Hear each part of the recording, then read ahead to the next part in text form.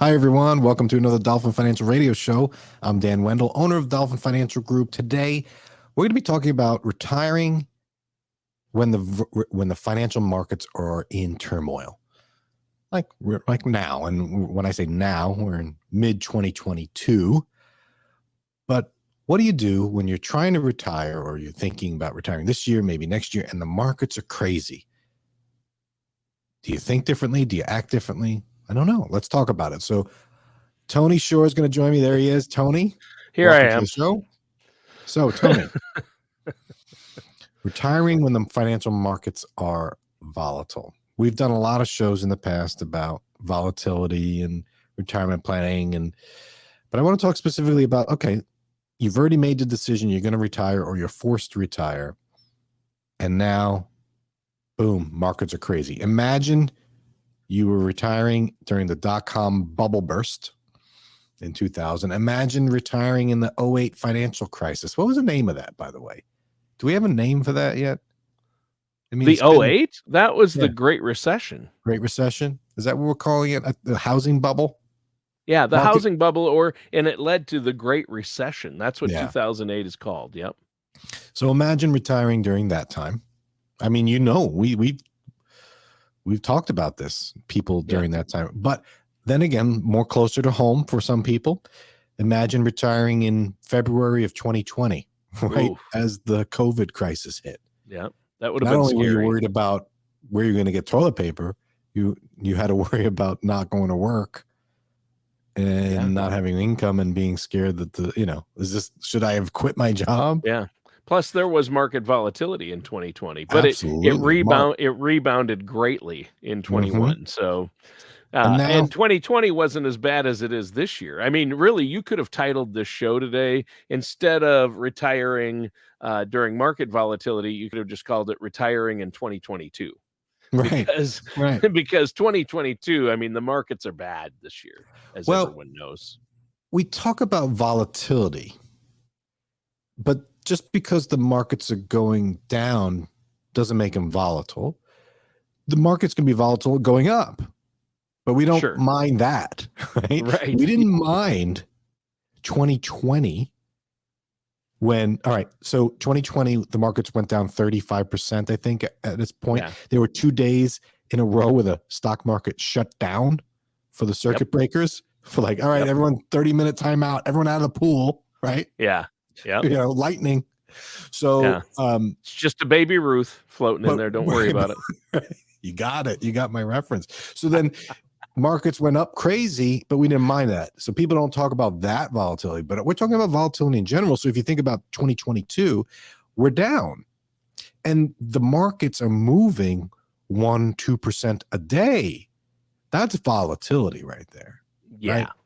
Yeah, it's the up and downs that are volatility. This year, it's just been basically down. But, I mean, it's the downs that we worry about when it comes to volatility. The growth we like. Of course, the reason volatility is a problem on the growth side is if you get out on the downs as it's going down and you aren't in to participate in the growth, right? Opportunity cost, opportunity lost. Right. Well, think about that. You're right. So people that are retiring 2022, what do? They get nervous. Yeah. Because I would be if I was retiring this year. Right. They're probably still a little nervous from COVID, because the last 2 years have been crazy. Yeah. But the markets are not cooperating. Everyone likes slow and steady, right?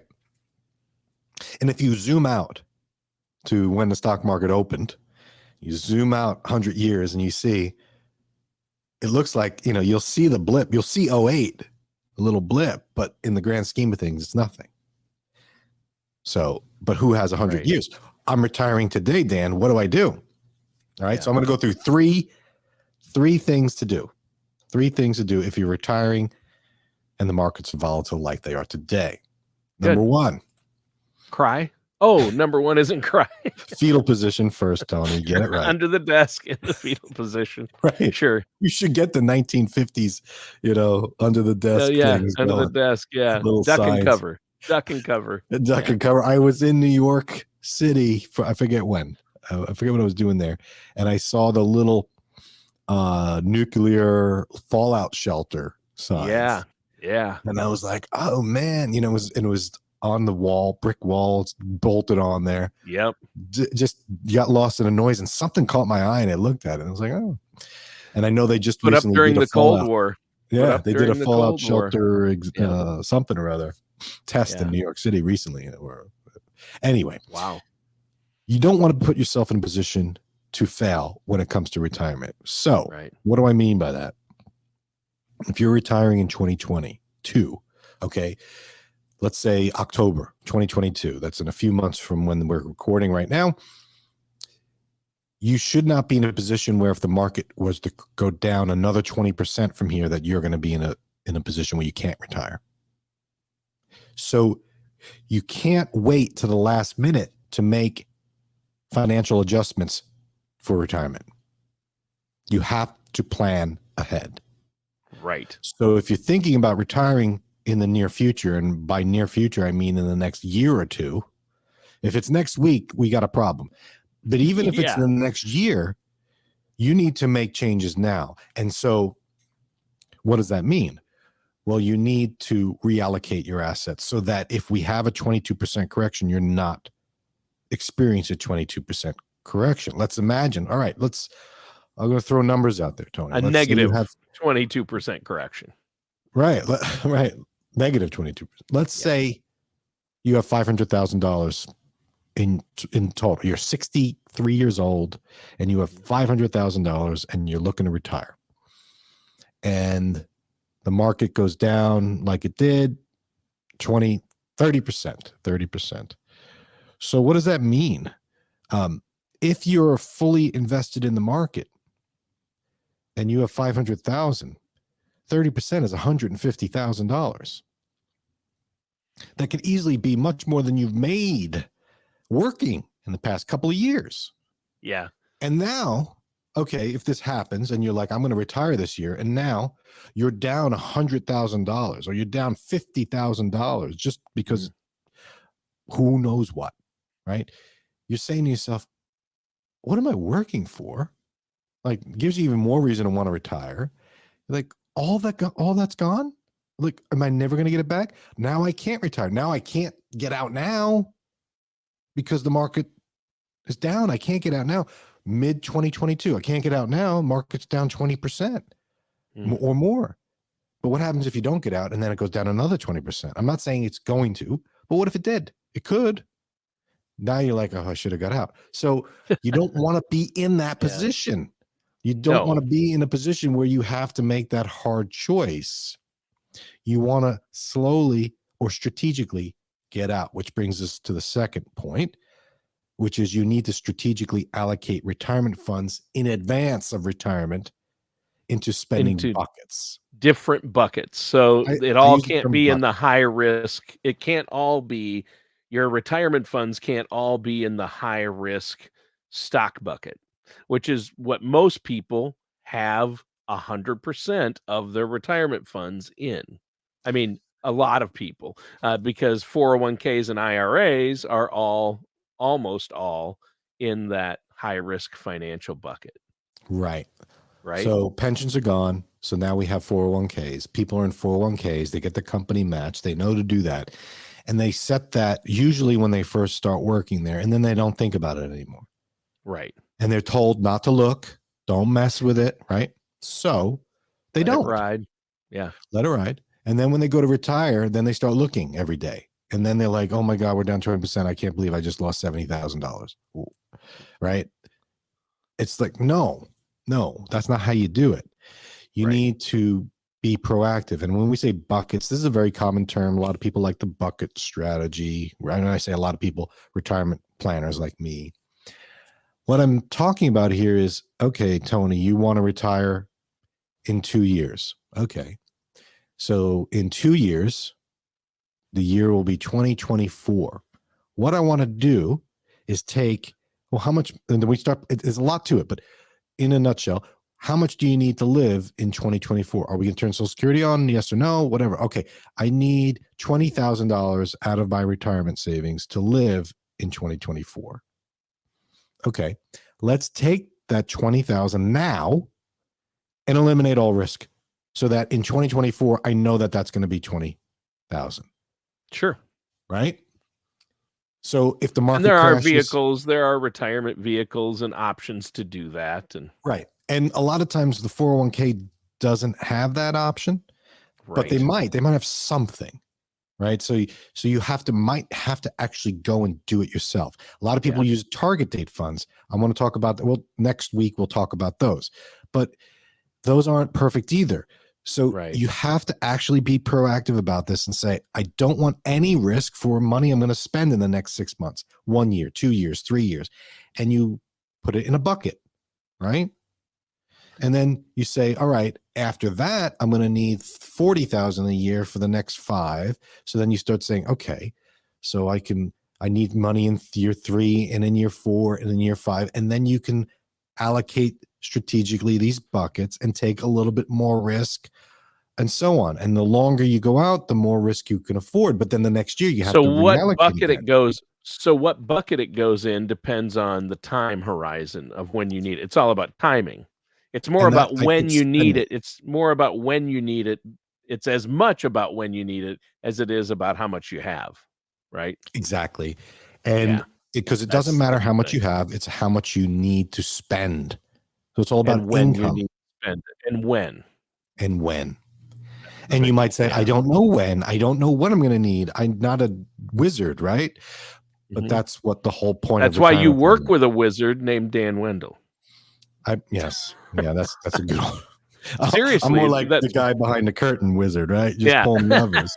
You know? But no, that's why you need to work with a financial services professional. You just illustrated perfectly why going it alone or not working with a trusted independent financial advisor who's going to look out for your best interest, look at all the available options. That is so critical, isn't it? It is, because you might be limited in what you can do with your employer or your IRA or wherever you have your money. You might not be aware of what to do. Oh, what could I do? It's for 2 years. Or I go to the bank and put in a CD? Maybe, maybe not. So you need to be aware of all of the options out there. And if you have your blinders on, or you have your eyes closed because you don't want to see what the market's done to your retirement, that's when you've forgotten, which is number 1, don't put yourself in the position to fail. Because let's move on to number 3, which is just as important, but people forget this. Now, let's imagine you didn't plan, the markets are down, and you say, I got to get out because I can't take the pain, right? That's called capitulation. That's when you'll see the markets really go down. When emotional investing and emotional decisions are made. And I'm retired. I just retired and now I lost 20%. And what am I supposed to do? I'm out. Pull out. So you pull everything out. You have to do the third thing, which is it's like a pendulum. You don't want to swing too far.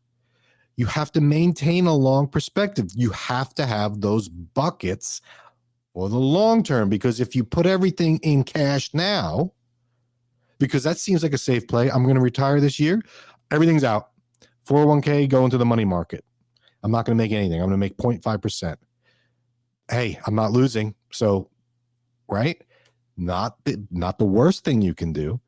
But remember, you're retiring. You're not dying. Okay? Yeah. So, you are losing because of inflation. Yes. And that's the other concern. This year, you would have lost about 8 or 9%. So far. So, which is why, on paper, it's more like 15. But if you think about it, why are markets volatile? It's because of unknown future, and inflation is so high. People are just all over the place with this. So if you're retiring in this time, you need to pull back on certain things in the short term. But if you pull back on everything and you go too far, then you have to deal with inflation risk, where you're not making anything on the money sitting in cash and it's getting eaten up by inflation. That's okay for the short term, but if you don't need the money for 7 years, you don't want to have it in cash. You want to do something with that. Right. So you have to maintain a long-term perspective, and which is the really difficult part, because you have to maintain a short-term and a long-term perspective simultaneously, when every ounce in your body is telling you you're retired and you need to batten down the hatches. The hurricane's coming. Let's board up the windows. No, you're just retiring. You're not dying, like I said. You could easily be unemployed for 30 years, right? Yeah. So Yeah. you can't put all of it under the pillow. You can't put it all on the roulette table. You have to do some sort of combo. What's the combo? Well, that's the magic question, right? And that's where the wizard comes back. Yeah. And then the answer to that is it depends on your personal situation and how much you have when you need it and your timeline, your, everybody's time horizon is different. And you said next week we're going to talk about timing. Yes. And funds. Yeah. Target date funds that has to do with time horizon. It does. I think what happens is people panic and they freeze. Yeah. And if they come out of their coma and say, oh my God, I got to do something, they usually do too much. So they get scared and do nothing, which doesn't help. They get scared and move everything out, which doesn't help. So again, they have to have a much more, you said it earlier, unemotional, less panic, more strategic approach when it comes to retiring. And well, they need to. Especially important in volatile markets. Yeah, and that's where you come in because you can look at it as a professional from the outside at their situation and make rational decisions. You don't have the same emotional attachment to the situation they do, and you're able to take an educated approach, look at the actual hard facts, the math, where they're at, where they need to be, what their goals are. And no one person, no matter how financially adept they are, they don't deal with this day to day, and they're not going to be able to see that big picture. You know what I mean? They're too close to it. Yeah. You're standing in front of a huge tree. You can't see the forest from there. So, no, it's true. And I was just working with my most recent client. She's retiring from a science lab of some sort. I have no idea. You put me in there, and I think it was cool, but I would hurt myself, right? Sure. Right. So she feels the same way about the financial stuff. And when we found an old 401k she had, looked at it, down 38% in 2022. Oh, how is that possible? Yeah, because the S&P is only down 20 at most. This is supposed to be a 401k that, I'm looking at it and she had it in 4 different funds and they were all stunk. I was like, well, how does that work? Wow. So you just, you got to balance or diversity in there. You got to be thinking ahead of time. You can't just pick something and then go with it. You got to constantly monitor. And most advisors will say, just don't look at it, forget it. Well, that's great when you're young, but when you're retiring, you have to be proactive, or else, you're just going to run into trouble. So take a look. If you're thinking about retiring, don't panic. We always say it. It gets, it gets old, but it's true. You have to be strategic. And it's if the markets are doing nothing, if it's all nice and steady, it's hard to screw up. Mm-hmm. But as soon as you add some volatility in there, it seems like it's just designed to get people to screw up. So you have to be extra cautious during volatile times. Yeah. And work with a financial services professional. That helps. It helps alleviate a lot of the pressure anyway. Yeah, so it does. All right. Thanks, Tony, for a good show. Next time we'll talk about what the state of the retirement, what people think about retirement next, this year, and what these target date funds are doing for people. So we'll tune in next week, but enjoy the rest of the day, everyone. And make sure if you haven't, you subscribe, because every time Tony and I come on, you'll get a little notification saying, here's the topic. And then you can decide if you want to sit through listening to Tony drone on and on again, right? I should let you talk once in a while. I should. See you next week, everybody. All matters discussed in today's show are for informational purposes only. This show is not investment advice. Dan Riddle nor Dolphin Financial Group are affiliated or endorsed by any government agency. Investment advisory services are offered through Dolphin Wealth Management, Inc., a registered investment advisor in the state of Florida. Insurance products and services are offered through Dolphin Insurance, Inc. Dolphin Wealth Management Inc. and Dolphin Insurance Inc. are affiliated companies doing businesses as Dolphin Financial Group. You should talk to someone at Dolphin Financial Group before implementing any of these strategies or ideas.